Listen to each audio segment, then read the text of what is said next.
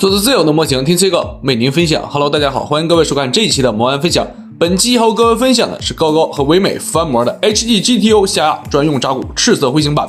HD GTO 第一款产品是2015年出的下压扎古，但是这两款翻模的其实是2019年版本的下压扎古。这两款模型的改动主要就是峰会、配色还有武器配件。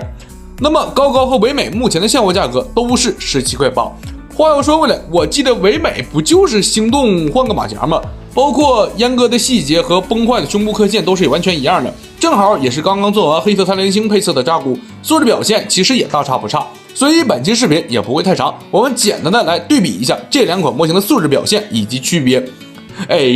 说到本期内容会比较短，为了增加一些时长，那么正值端午节这个好时候，也可以来日淘酱来逛一逛。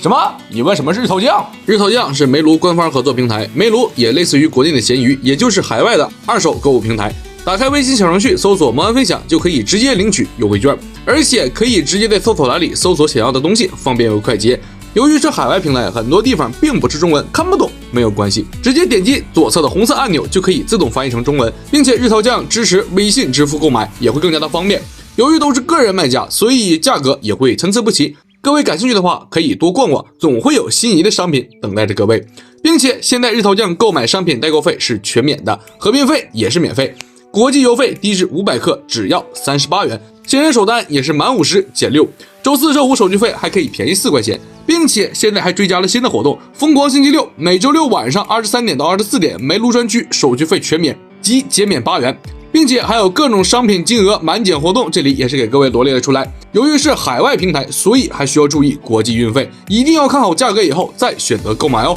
毕竟国际运费确实不太便宜。感兴趣的朋友快来日淘酱选择自己喜欢的东西吧。那么单看盒子，这两款模型的区别还是比较大的。高高的盒子这一次会更暗淡一些，唯美的相对来说会比较亮。当然了，盒子并不重要，我们直接来看一下里边的板件。这一次是没有补色贴纸的，都是给的标志胶贴。顺带一提，高标贴尤其是小贴纸是没有完全裁开的，需要自己再裁剪一下，会很麻烦。标配的说明书也会有些许的区别。然后来简单的看看板件的对比，依旧是左高高右唯美。针对下压扎古，二者这一次也是有一些色差的区别，单论零件的细节表现和整体的表面质感，其实真的都大差不差。再一个就是高高的刻线相对来说会比较粗，并且要深一些，唯美的刻线会比较薄，而且会浅一些，这就导致唯美的单独看上去可能这个效果并不是特别的明显，高高的零件单独看上去这个细节可能会比较明显一些。但是在深陷的时候，其实二者的流畅度都是完全一样的，无非就是高高的刻线可能边缘的毛刺会多一些，唯美的相对来说会比较干净。为了方便区分，带贴纸的是高高的，而不带贴纸的是唯美的。那么这两款产品就都放在了这里。单看当前的颜色对比，高高的算是 GTO 的配色，而唯美的这个反而更接近新生下压扎古的配色，饱和度会更高一些。在武器装备上，二者都是2把机枪、1把狙击枪、2个热能斧和1个火箭筒。在剩余的废件里边，高高还有一部分其他型号的零件，唯美是只有胸甲和换色的腰部零件。至于脚腕的这个零件，由于连续拼了4个 GTO 扎古，我有点懵了，我忘了唯美有没有这个黑色零件了。不过正常的腕带就是红色的，高高这里也是有提供红色的脚腕零件。本期视频我们来针对二者的细节进行对比。头部前端唯美是多了2个瘤子，高高是水口开在了两侧，会有明显的瑕疵。针对头盔侧面的零件细节表现，唯美的要比高高好上一些。胸部扎特林的细节刻画，高高是有的，但是这个细节不是特别清晰，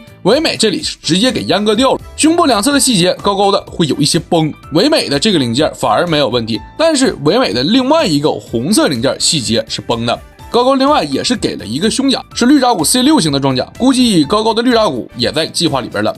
背包的喷口，唯美是做成了平面，高高的是正常的状态。肩部武装，唯美的是比较粗糙的，而高高相对来说会好那么一点点。盾牌上方的弹夹也是高高的细节会更好一些，小臂后方的水口，二者的位置会有所区别，星动的会更好，而高高的所谓隐藏水口会更难处理。小臂装甲侧面和后方的黑色零件，唯美都是有细节阉割。小臂的缝隙，二者是保持了一致。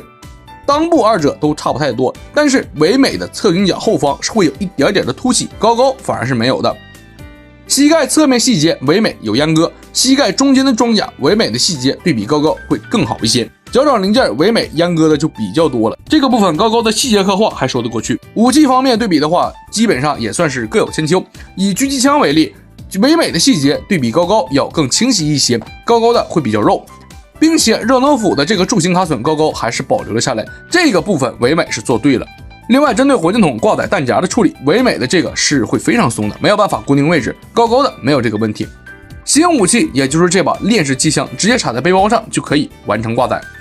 至于可动和关节紧实度的表现，还是唯美的要比高高更稳定一些。对于换成了普通的小腿零件，腿部没有黑三那么沉，高高的下压扎骨对比黑三的保温效果要更好一些。唯美整体的关节也会更加的紧实，但是带来的问题就是这一款唯美的下压扎骨组合度也会更紧更差一些。支架连接件的挂载高高的还是比较松。至于徐瑞建议，这里我以唯美为例，高高的这一款下压扎骨，老实说我遇到的就2个问题，一个是小腿外甲的前后合，一个是脚腕装甲的安装，其他的我个人感觉都算比较正常，也可能是拼多了习惯了吧。唯美的胸部零件需要进行扩孔，头盔、天线、嘴巴的零件安装都会比较紧的，需要处理一下。手臂关节、肩部关节、手臂后方的零件安装都会比较紧，需要扩孔。手肘两侧的零件是需要进行胶水加固。造型手的组合是需要消除内部的柱形卡榫再进行安装，这个部分会非常紧，这里给各位简单的看一下。唯美整个脚部零件都会非常紧，脚腕是皮带件的问题，剩下的部分直接扩孔就可以了。小腿前后合是需要进行扩孔，火箭筒左右合也是需要进行扩孔，剩下的正常组装就没有什么太大的问题。那么以上就是这2款模型的简单对比评测，质量上都是半斤八两一个样，所以买哪一个其实体验都差不多，就看各位是更喜欢高高的这个饱和度比较低的配色，还是唯美这个饱和度比较高的配色。这里我还是要提一嘴，做这种国产翻模 HG 想提升保温效果，来一瓶这个真的很有用，又能提升质感，又能提升关节紧实度，也不贵，一瓶甚至还能喷好几个，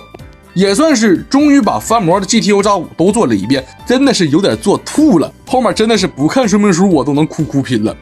那么到此为止，本期视频就已经全部结束了。如果各位对我的视频感兴趣的话，记得点赞关注支持一下，我们下期不见不散，拜拜。